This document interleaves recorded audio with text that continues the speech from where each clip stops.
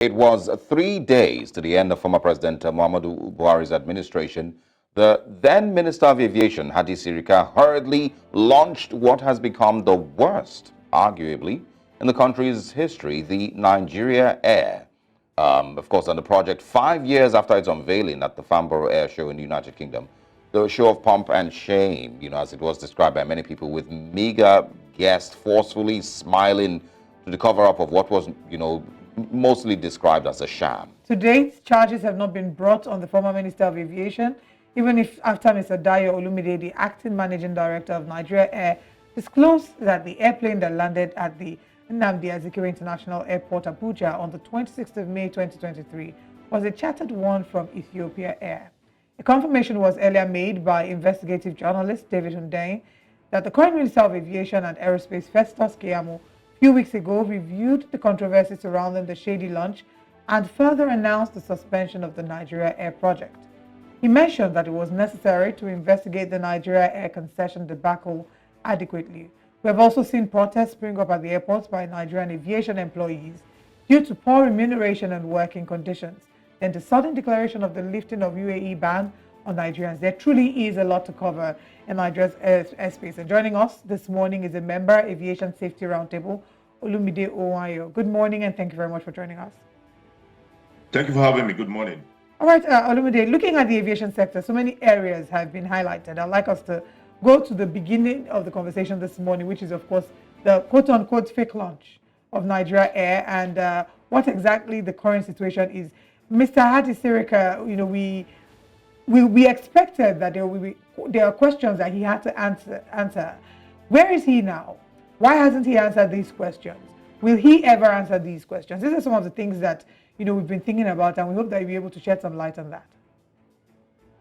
Well, I just hope he would not want to answer the question. But presently under this government, the EFCC is comatose, and it's only the DSS that's operating right now. So probably we would have to wait till when they wake the EFCC or when they finish merging the EFCC and ICPC to see some of the things that happened in the aviation industry in the last 8 years. Yeah, and then Nigeria Air is just one of them. It's not the only thing. It's just one of them. I think there's a need to look at what has happened, including other issues that has gotten us litigation, the concession, the staff auditing of the agencies, and other parameters. So wait for that. On the location of the immediate past minister, I really do not know. I have no personal beef with him, so I don't think I want to monitor what is happening in his life. He has come and he has gone. We have invested now. I just hope he will be able to correct it. And then looking at the decision of the present minister, he has said he is suspending the Nigerian Air and the airport concessions, the two airport concessions of the two terminals in Abuja and Kano, till after he has gone through it and briefed Mr. President.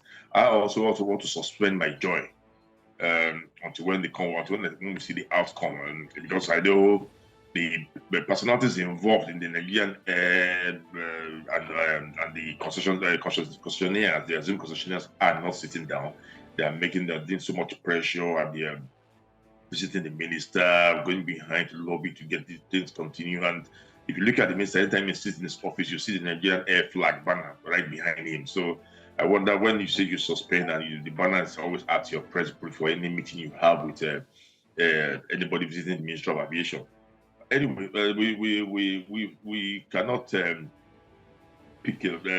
My problem is, why would you continue to support one airline when you have other airlines with investors who are Nigerians, who are sweating it out, who has made Nigerians to travel from one part of the country to another all the while, and then suddenly an unborn baby is now the most precious child, and that's what you think would revive and then make the industry better. I don't have that school of thought. Oh, well, we, of course, to a large extent, a lot of times Nigeria works, based on presidential orders. The EFCC may not, take any steps until, somebody has asked them to take those steps.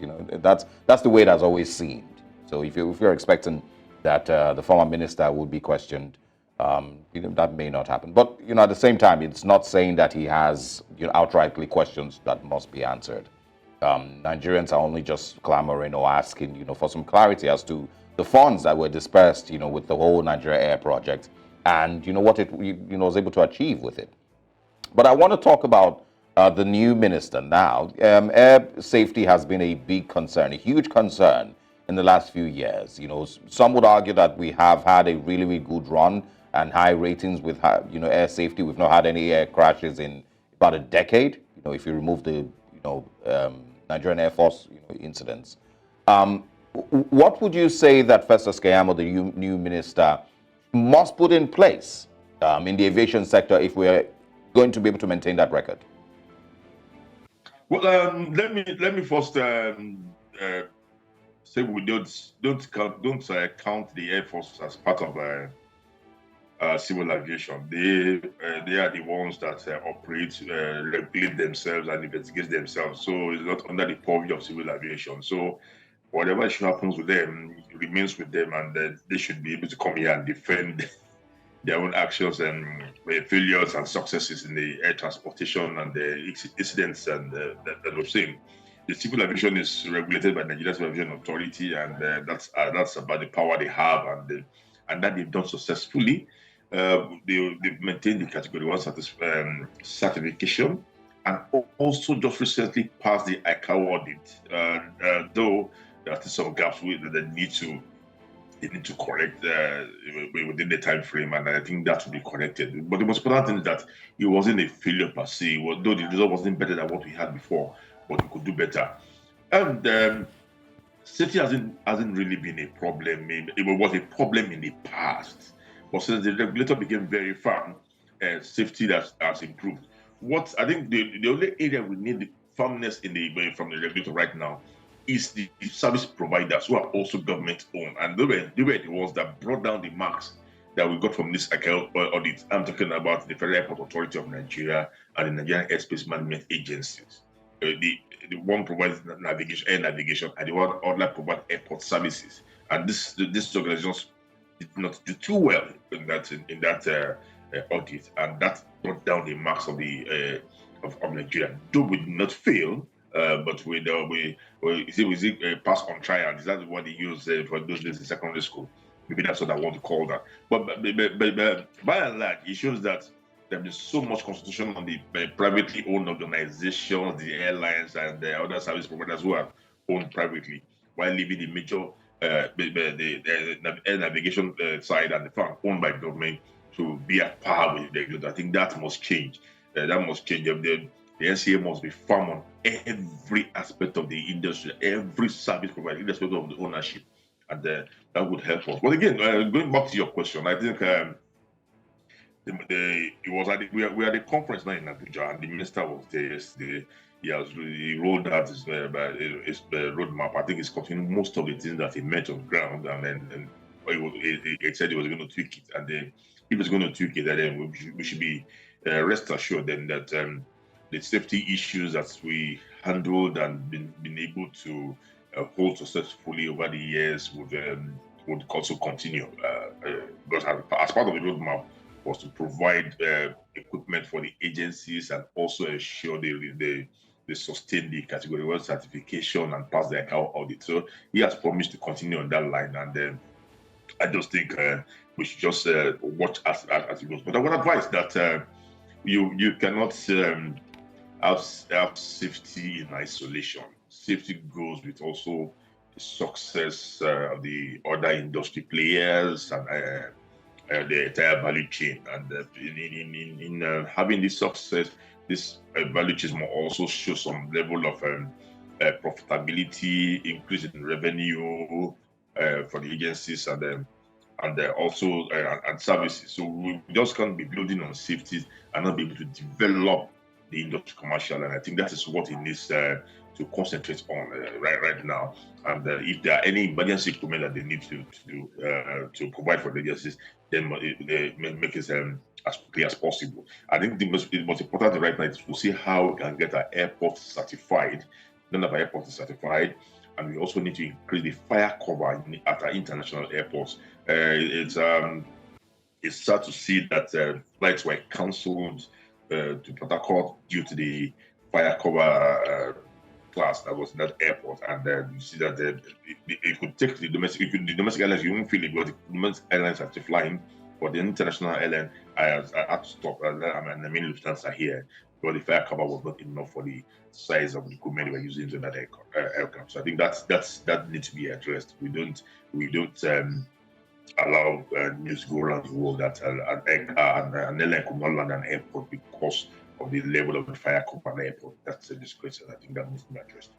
Yeah, All right. You've spoken about a number of the things that the Minister of Aviation needs to do and some of the areas to be focused on if we are to ensure that things look up. Do you have faith in his ability to be able to do these things that you've mentioned? Do you have faith that Festus Keyamo would be able to turn around the aviation sector? Remember, first and foremost, that the politicians cannot are unpredictable, and you must avoid praising and having so much hope so you don't get you'll be counted as those seeking favors. I don't think I like some of the initial steps, the baby steps taken so far. I looked at him as a lawyer, and I expect that the first thing would have done, being a lawyer, was to first call the aviation lawyers in the industry, bring them together, and then look at the knotty issues, because we are immersed in some legal webs caused by agreements that we did not follow through, and agreements we did not obey. We didn't ensure that our own part was sustained in that agreement, and then there's some that are not even favorable to agencies and even the country at large. So I thought that he would have sat down with the aviation lawyers first, come to meet his own constituents and say, look, I'm a lawyer, I'm coming in now. I do not know much about aviation, and need to get to guide me what are some of the issues I'm meeting on ground and how we can work on this. That I have not seen. The order he gave for the airlines to leave the old Lagos terminal to the new one, then they should do that within a month. We are all witnesses to the chaos that has caused to passengers and the airlines themselves. I thought that was also that was hasty.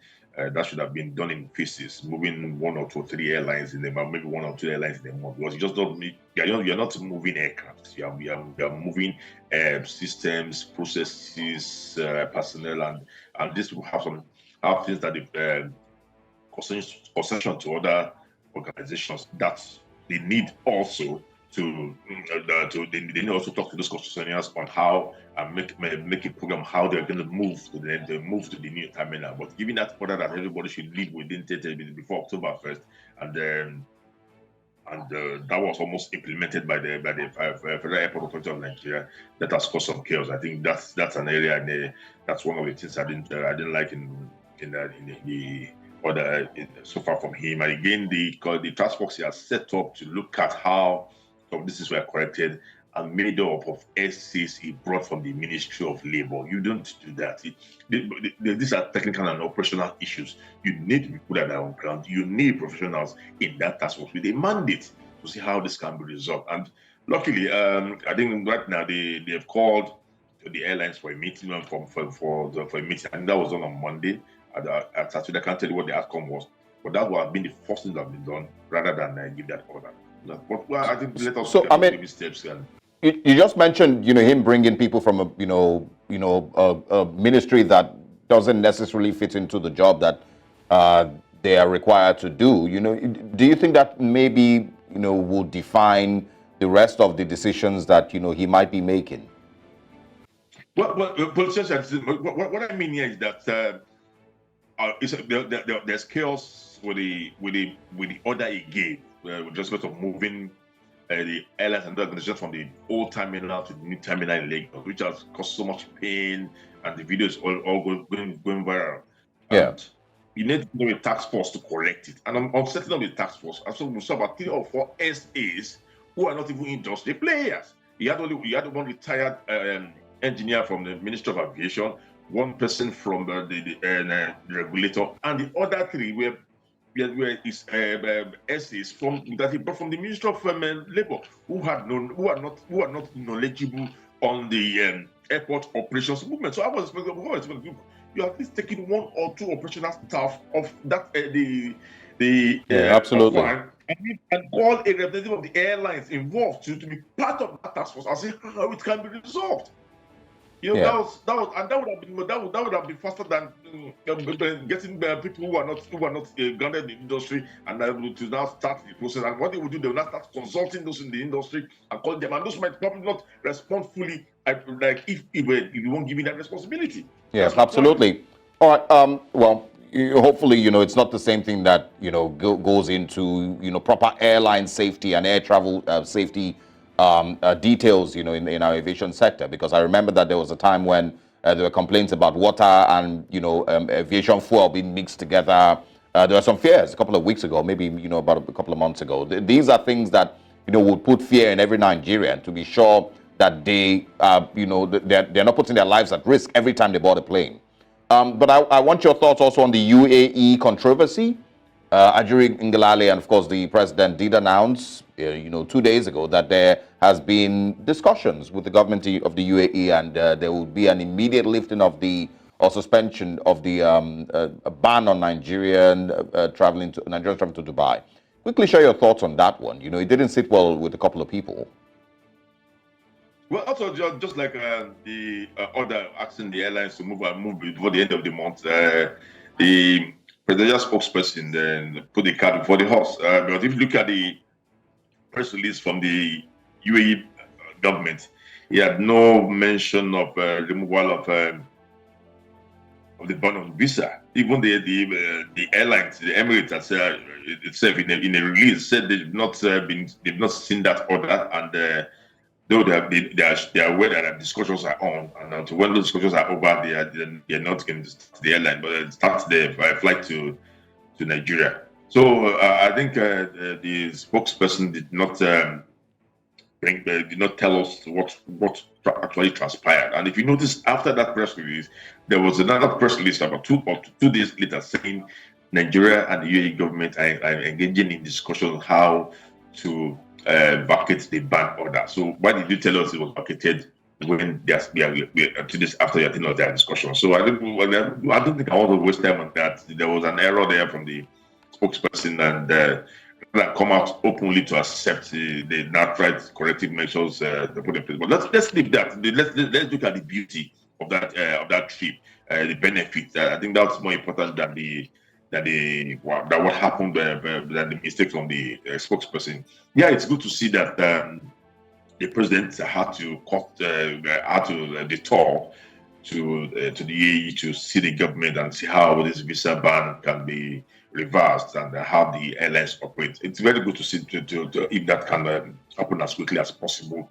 We need the capacity of Emirates and Etihad on the international route, because these two airlines don't take passengers to Abu Dhabi, and at that meeting I did not see any of the airlines there. Then did I see the regulator, the Nigerian Aviation Authority.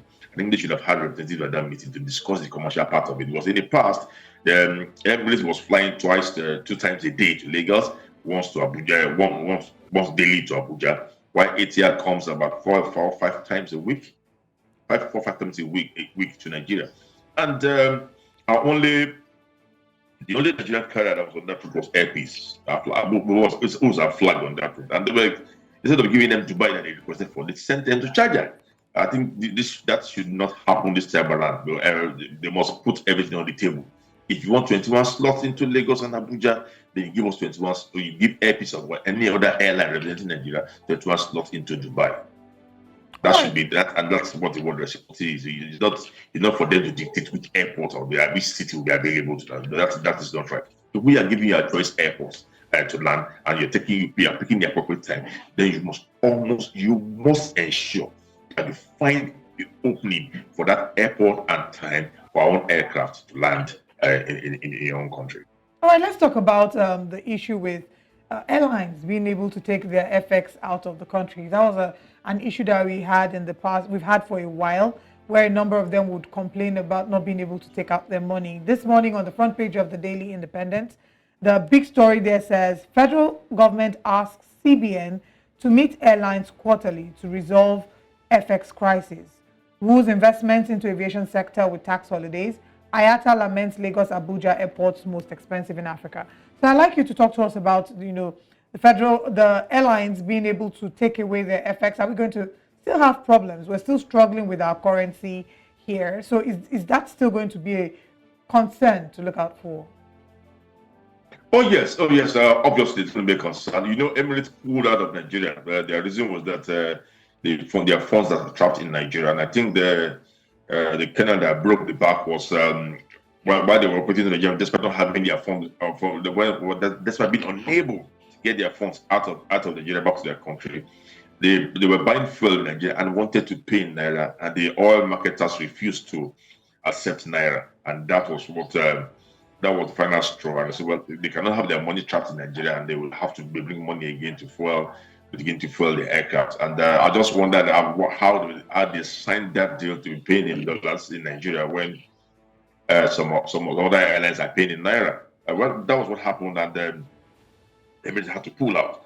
But I need to tell you that we, under the international treaty, we must ensure that the airlines operating to Nigeria, after paying requisite taxes and charges, remit the remaining of the revenue to their country. It's in the bilateral air services agreement with any country. It is their right to remit funds after all taxes and charges have been paid.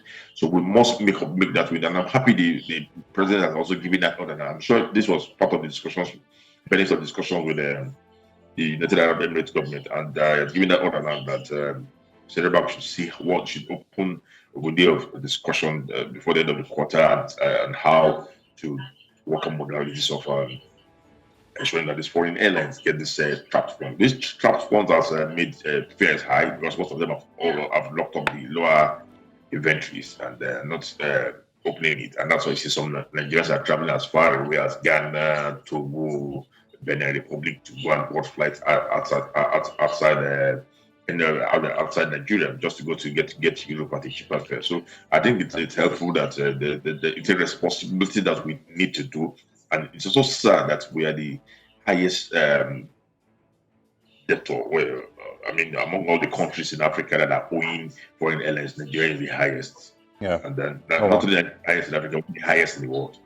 Yeah, really. That is really heartbreaking. But of course, I think most importantly, is more support for the local airlines, which you pushed for before, earlier rather, and of course, assuring Nigerians that they are safe every time they board a plane.